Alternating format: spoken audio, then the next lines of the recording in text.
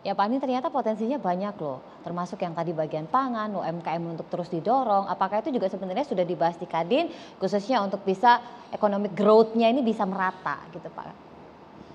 Jadi memang ya, saya lihat sekali lagi lah, namanya pengusaha kan, selalu Mhm, melihat segala macam tantangan tuh kesempatan. mhm, Nah tadi yang disampaikan Ibu Hendy itu benar sekali, bahwa sudah bagus ada hilirisasi dari tambang, nanti saya akan bicara sedikit. Tapi secara alami ya tambang itu akan habis. Ya. Nah akan tetapi kalau pertanian bukan saja tentunya dinikmati untuk tenaga kerja oleh banyak UMKM, tapi itu ya tidak akan habis. mhm, Selama tentunya kita punya curah hujan, matahari, dan juga tanah yang sangat luas.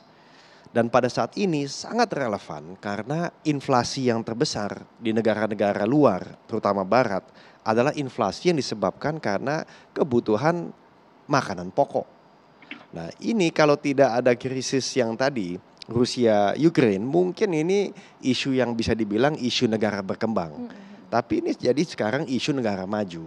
Nah, tapi kita bukan saja untuk menyediakan kepada negara maju, tapi bagaimana kita bisa menjadi pemimpin dalam bidangnya. Mhm, mhm. Nah, lompat sedikit kalau misalnya pada tambang, saya merasa kenapa tidak Mhm, Indonesia ini bisa menjadi Saudi Arabianya elektrifikasi. mhm, Saudi Arabianya misalnya energi terbarukan. mhm, Saudi Arabianya misalnya ini contoh ya mhm, untuk apa tadi dekarbonisasi. mhm, Nah, saya melihat memang ini semua mungkin saja. Nah, saya lihat sudah banyak upaya-upaya pemerintah dengan adanya membuat suatu industrial park mhm. misalnya di Kaltara Iya. yang luar biasa dengan energi hijau, ingin dilakukan hilirisasi di berbagai macam bidang, aluminium dan lain-lain.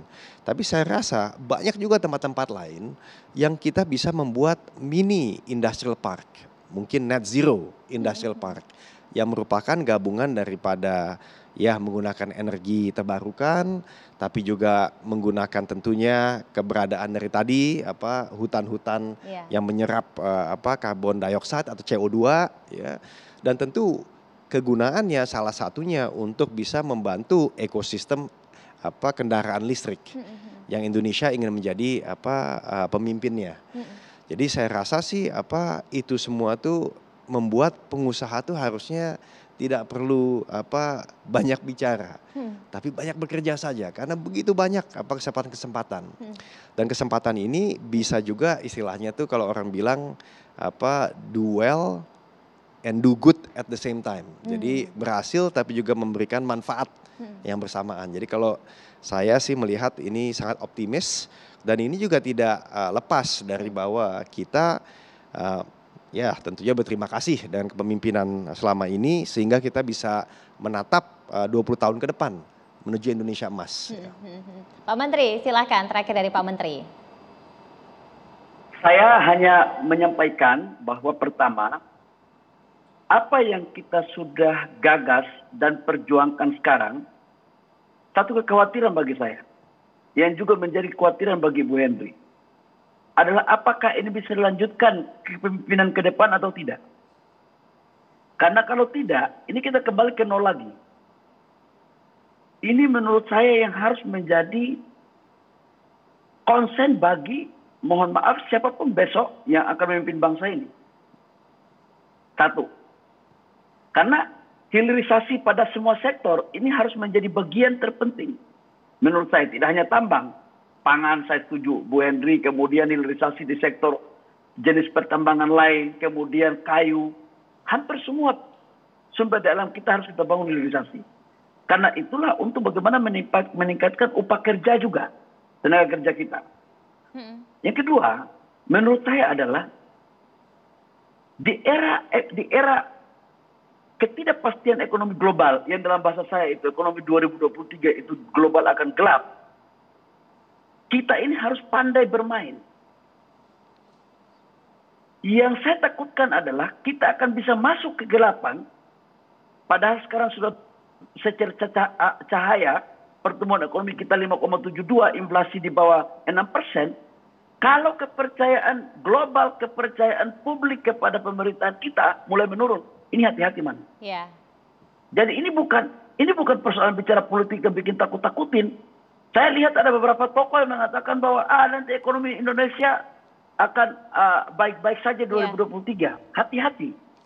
Manu ingat bahwa siapa yang pernah menyangka Inggris negara kuat seperti itu akibat karena salah membuat kebijakan oleh pemerintahnya, akibat karena berganti-ganti terus pimpinannya, dan dia membuat kebijakan menurunkan pajak dengan harapan untuk memberikan penguatan kepada upah untuk merangsang konsumsi domestik.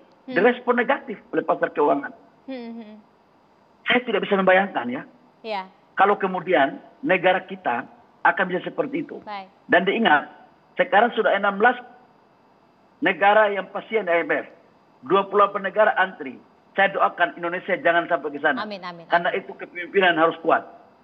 Ya. Baik, terima kasih Pak Menteri Investasi. Mudah-mudahan kita semua bisa menghasilkan yang terbaik dari penyelenggaraan B20 dan juga G20. Sukses selalu Pak Menteri Investasi. Terima kasih sudah bergabung bersama kami Pak Nindya Bakti. Terima kasih sudah bergabung dan juga tentu Ibu Elisa Parini nanti akan sering-sering kita undang ya Bu.